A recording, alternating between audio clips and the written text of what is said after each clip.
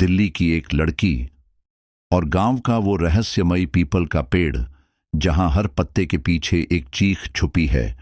ये सिर्फ कहानी नहीं, किसी की अधूरी आत्मा की आपबीती है। मेरा नाम प्रिया है। दिल्ली यूनिवर्सिटी से मास्टर्स कर रही थी जब पापा की तबीयत अचानक बिगड़ गई। डॉक्टरों ने उन्हें कुछ दिन शांत वातावरण में रहने की सलाह दी और मम्मी ने फौरन फैसला किया कि हम सब गांव चलें। पापा का पैतृक गांव, बिल्कुल वही जगह जहां मैं कभी गई ही नहीं थी और जहां जाने की न मैंने कभी इच्छा की न जरूरत समझी। हमारा गांव था राजपुर, दिल्ली से करीब 8 घंटे की दूरी पर। रास्ते भर खेत, सूनी सड़कें और कहीं कहीं पुरानी हवेलियां दिखती रहीं। मन में अजीब सी बेचैनी थी, जैसे कोई भीतर ही भीतर कह रहा हो, प्रिया वापस लौट जा। लेकिन वो सिर्फ डर था, शायद। गांव पहुंचने पर सब कुछ शांत था, बहुत ज्यादा शांत। ऐसा सन्नाटा जो कानों में सीटी बनकर बजता है। हमारे घर के ठीक सामने एक पुराना पीपल का पेड़ था, बिल्कुल काला, सूखा हुआ, लेकिन उसकी शाखाएं जैसे आसमान को चीर देने को तैयार थीं। गांव वालों की नजरें मुझ पर अजीब थीं, जैसे मैं कोई अजनबी नहीं बल्कि कोई बुरा साया हूं जो शहर से आया है। पहली रात को नींद नहीं आई। कमरे की खिड़की से वो पीपल का पेड़ दिख रहा था। उसकी टहनियां हवा में हिल नहीं रही थीं, लेकिन कुछ तो था जो उनमें हरकत पैदा कर रहा था। जब मेरी नजरें उस पेड़ से मिलीं, ऐसा लगा जैसे वो मुझे घूर रहा हो, जिंदा, जागता हुआ और भूखा। दूसरे दिन गांव की एक बूढ़ी औरत, जिसे सब दादी कहते थे, मुझसे मिलने आई।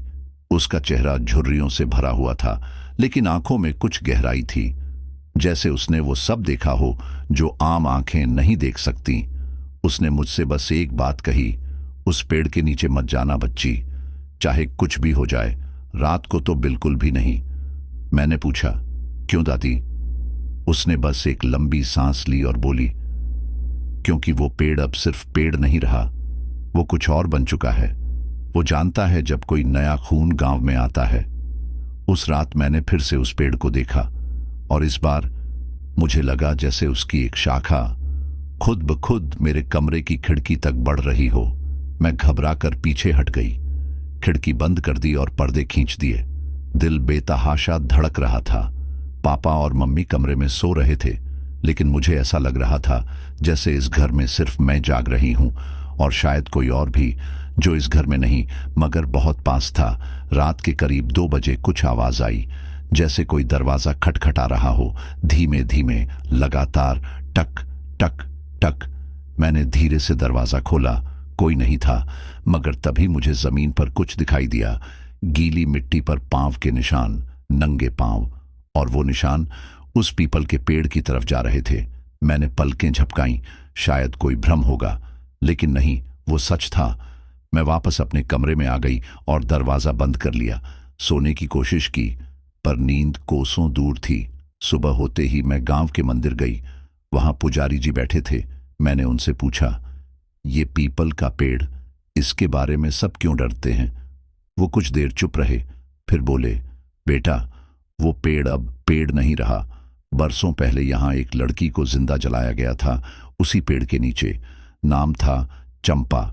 उसने गांव के एक ठाकुर के खिलाफ आवाज उठाई थी। लोग कहते हैं उसकी चीखें आज भी उस पेड़ में कैद हैं। मैंने पूछा, पर उसकी आत्मा आज भी वहां है? पुजारी बोले, हर अमावस्या की रात वो लौटती है और तब तक नहीं जाती जब तक किसी की सांस उसकी जगह न ले ले। मैं सिहर उठी। घर लौटते वक्त उस पेड़ के नीचे से गुजरते हुए मुझे ठंडी लहर सी महसूस हुई और फिर कानों में एक धीमी सी आवाज, किसी औरत की, मुझे मदद चाहिए, मेरी बात सुनो। मैंने तेजी से कदम बढ़ाए। घर पहुंचकर खुद को कमरे में बंद कर लिया। मैं डर गई थी, लेकिन साथ ही किसी अजीब जिज्ञासा ने मुझे जकड़ लिया था। मैंने दादी से फिर पूछा, चंपा की आत्मा को शांति क्यों नहीं मिलती? दादी की आंखों में आंसू आ गए। वो बोली, क्योंकि उसे इंसाफ नहीं मिला बच्ची। उसकी राख तक को हवाओं में उड़ा दिया गया। ना कोई शव, ना कोई अंतिम संस्कार। वो अब भी उस न्याय की भूखी है जो कभी नहीं मिला। उसी रात बिजली चली गई। गांव अंधेरे में डूब गया, मगर वो पीपल का पेड़ उसमें एक हल्की नीली रोशनी दिखी और मुझे लगा कोई मुझे बुला रहा है मेरे नाम से। प्रिया। मैं कांप उठी। मैंने मम्मी पापा को जगाया, पर दोनों ऐसे सो रहे थे जैसे किसी नशे में हो। झकझोरने पर भी नहीं जागे। मैंने दरवाजा खोला। बाहर काली रात खामोश थी, लेकिन वो आवाज फिर आई, प्रिया मेरी बात सुनो। और फिर अचानक वो खिड़की अपने आप खुल गई और कमरे के अंदर एक सफेद साया, और उसकी आंखें खून जैसी लाल थीं। मैं चीखना चाहती थी, पर गला जैसे सूख गया था। वो सफेद साया धीरे धीरे मेरी तरफ बढ़ा और फिर रुका। उसने कोई डरावनी हरकत नहीं की, बस एकातक मुझे देखता रहा। उसकी आंखों में गुस्सा नहीं था, दर्द था, गहरा और तड़पता हुआ दर्द। फिर उसने कुछ कहा, नहीं, शायद कहा नहीं। उसके होंठ नहीं हिले, लेकिन उसकी आवाज मेरे दिमाग में गूंज रही थी। मेरी हड्डियां अब भी उसी मिट्टी में दबी हैं। मुझे निकालो, मुझे मुक्ति चाहिए। मैं कांपती हुई बोली, कहां कहां दबी हैं? उसने धीरे से अपनी उंगली उठाई और खिड़की से बाहर पीपल के पेड़ की जड़ की ओर इशारा किया। मैं चीख पड़ी, लेकिन जैसे ही मेरी आवाज निकली वो साया गायब हो गया। मैं पसीने से भीगी हुई थी। कमरे में वापस वही सन्नाटा था, पर अब एक बोझ सा मेरे सीने पर था। सुबह होते ही मैं अकेले ही उस पीपल के पेड़ के पास गई। गांव वालों की नजरें फिर अजीब हो गई थीं, जैसे सब जानते थे मैं कुछ करने वाली हूं जो नहीं करना चाहिए था। मैंने पेड़ के नीचे की मिट्टी को गौर से देखा और वहां एक छोटा सा सफेद कंगन पड़ा था। किसी छोटे बच्चे या औरत का लग रहा था, धूल से ढंका हुआ, लेकिन उस पर एक नाम उकेरा था, चंपा।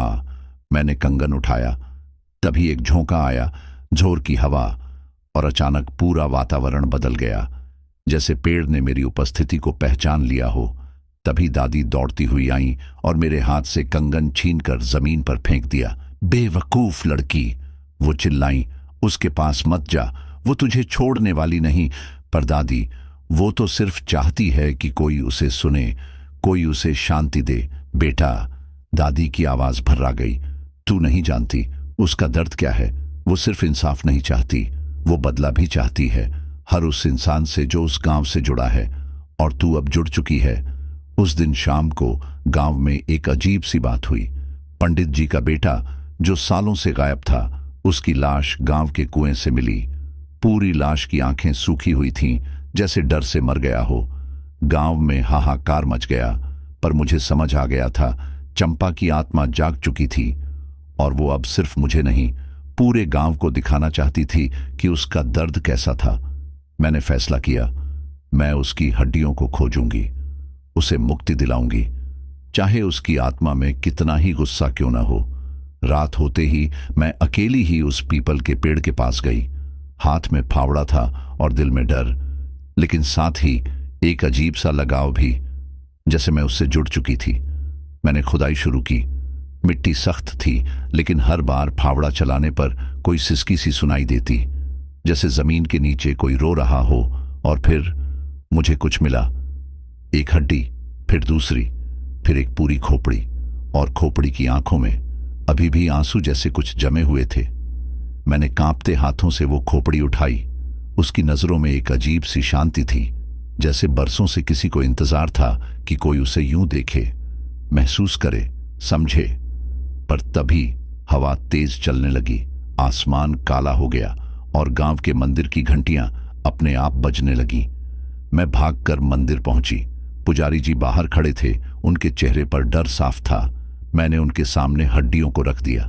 ये चंपा है, मैंने कहा, अब उसे शांति चाहिए। पुजारी जी ने मेरी तरफ देखा और बोले, शांति सिर्फ तब मिलेगी जब उसका अंतिम संस्कार वैदिक विधि से होगा, लेकिन एक शर्त है, ये सब रात के तीसरे पहर ही हो सकता है, जब अमावस्या अपने चरम पर हो, और तू अकेली ये संस्कार करेगी। मैं कुछ नहीं बोली, सिर्फ सिर हिला दिया। शाम होते होते गांव सुनसान हो गया। लोग अपने अपने घरों में दुबक गए। मैं अकेली पीपल के पेड़ के पास लौटी। उसके नीचे लकड़ियां सजाई गई थीं। मैंने चंपा की हड्डियों को विधिपूर्वक रखा और अग्नि प्रज्वलित की। मंत्रों की किताब मेरे पास थी। मैं पढ़ती जा रही थी और अग्नि की लपटों में मुझे वो चेहरा दिखाई दिया वही सफेद साया, वही लाल आंखें, लेकिन इस बार वो मुस्कुरा रही थी और उसकी आंखों से आंसू बह रहे थे। फिर एक झोंका आया, जैसे किसी ने मुझे हल्के से छुआ हो, और कानों में वही आवाज गूंजी, धन्यवाद प्रिया। सब कुछ शांत हो गया। अग्नि बुझ चुकी थी, हवा रुक चुकी थी, और मैं पहली बार गांव में चैन की नींद सोई। पर कहानी खत्म नहीं हुई। अगले दिन गांव में लोगों के चेहरे बदले हुए थे। दादी ने मुझे गले लगा लिया। तूने जो किया वो कोई और नहीं कर सकता था। मैंने सोचा अब सब खत्म हो गया, लेकिन तीसरी रात को फिर वही खिड़की अपने आप खुली, और फिर वो आवाज, प्रिया। मैं सिहर उठी, पर जब देखा तो वो चंपा नहीं थी, कोई और था। एक और साया, एक और आत्मा। फिर खिड़की अपने आप बंद हो गई और मेरे जहन में एक बात आई, हर पेड़ की एक आत्मा होती है और हर आत्मा की एक अधूरी कहानी। मैंने उस रात जैसे तैसे आंखें मूंद ली, पर नींद आती उससे पहले ही सपनों की झड़ी लग गई। मैं एक अंधेरे खेत में थी, चारों ओर धुंध, और उस धुंध में कई औरतों की चीखें गूंज रही थीं। कोई कह रहा था, हमें भी मुक्ति दिला दो, हमें भी कोई सुन ले। सुबह उठी तो मन बोझिल था। दादी मेरे पास आईं। उन्होंने मेरी आंखों में झांक कर पूछा, अब क्या देखा प्रिया? मैंने सब बताया, धुंध, चीखें, कई औरतों की परछाइयां। दादी का चेहरा पीला पड़ गया। उन्होंने चुपचाप अलमारी खोली और एक पुरानी डायरी मुझे थमाई। ये तेरे परदादा की डायरी है। अंग्रेजों के जमाने में जो कुछ इस गांव में हुआ उसका सच इसमें है। मैंने कांपते हाथों से पन्ने पलटने शुरू किए। एक पन्ने पर लिखा था, साल 1995 गांव के जमींदार ने कई मासूम लड़कियों को पीपल के पेड़ के नीचे बलि में चढ़ाया। उन्हें बांधकर जिंदा दफना दिया गया। कहते हैं तब तांत्रिकों ने उस पेड़ को भूत पीपल बना दिया ताकि जमींदार को अपार धन मिले। वो सब लड़कियां अब उस पेड़ की आत्माएं बन चुकी हैं। कोई उन्हें छुड़ाए तभी उनका क्रोध थमेगा। मैं सन्न रह गई। चंपा अकेली नहीं थी, वो तो बस उन सभी की पहली परछाई थी जिनकी आत्माएं आज भी उस पेड़ में कैद थीं। अब मैं समझ चुकी थी, ये कहानी अभी और लंबी है। रात होते ही मैं फिर उस पेड़ के नीचे गई। इस बार कोई डर नहीं था, बस एक उद्देश्य था। मैंने पेड़ को छुआ और कहा, मैं सुन रही हूं, सबकी कहानी सुनूंगी और सबको मुक्त करूंगी। तभी जमीन कांपने लगी और पेड़ के नीचे की मिट्टी अपने आप दरकने लगी। उसमें से एक एक कर कई और कंगन, चूड़ियां, टूटे दुपट्टे और जले हुए खिलौने बाहर आने लगे, और उनके साथ परछाइयां। हर एक औरत की आत्मा सामने खड़ी थी। उनकी आंखों में डर नहीं, बस उम्मीद थी।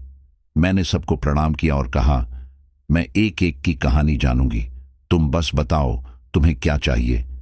तभी एक आत्मा बोली, हमें इंसाफ चाहिए और हमारे हथियारों का नाम गांव की हवा में उजागर कर दो, तभी हमें शांति मिलेगी। दादी की आंखों में आंसू आ गए। उन्होंने सिर झुकाया और कहा, सच तो यही है कि हमारा खून भी इस अन्याय में मिला हुआ है। मैंने सब आत्माओं की बातें सुनी, उनकी कहानियां जानी। किसी को शादी के नाम पर लाया गया था, किसी को जमीन के लालच में मारा गया, किसी को तो बस इसलिए दफना दिया गया क्योंकि उसने जमींदार का विरोध किया था। मैंने फैसला किया, उनकी कहानियां मैं सबके सामने लाऊंगी। अगले दिन गांव के मंदिर में सबको बुलाया। मैंने डायरी पढ़कर सुनाई। पहले तो लोग चौंके, कुछ ने विरोध भी किया, लेकिन जब मैंने वो कंगन और टूटी चूड़ियां दिखाई तब सन्नाटा छा गया। पंडित जी ने खुद स्वीकार किया कि उनके पुरखों ने ये अनुष्ठान करवाए थे। गांव के प्रधान ने फूट फूट कर माफी मांगी और उसी रात गांव के बीचों बीच एक हवन किया गया। उन सभी आत्माओं के नाम से उनके लिए दीप जलाए गए, उनके लिए भजन गाए गए, और जब आखिरी दीप जला तब मैंने देखा आसमान से जैसे कोई चांदनी उतर रही हो। वो सभी आत्माएं मुस्कुरा रही थीं। एक एक कर वो सब उजाले में विलीन हो गईं। पर तभी आखिरी में एक परछाई रुकी रही। वो चंपा थी। वो बोली, प्रिया, तूने हमें सुना, हमें मुक्त किया, अब मैं तेरा साथ नहीं छोड़ूंगी। मैं चौंकी। क्या मतलब? उसने कहा, अब जब कोई औरत अकेली होगी, डरी होगी और उसे कोई न सुनेगा, तब मैं उसकी रक्षक बनकर जाऊंगी, क्योंकि अब मैं सिर्फ आत्मा नहीं, एक साया बन गई हूं जो तुझसे जुड़ा है। उसने मेरी ओर देखा और धुंध में खो गई। आज भी जब मैं दिल्ली में अपने कमरे की खिड़की खोलती हूं, मुझे कभी कभी हल्की सी चांदनी उस पीपल की याद दिला देती है, और तब मुझे एहसास होता है कुछ आत्माएं मरने के बाद नहीं डराती, वो बचाने आती हैं।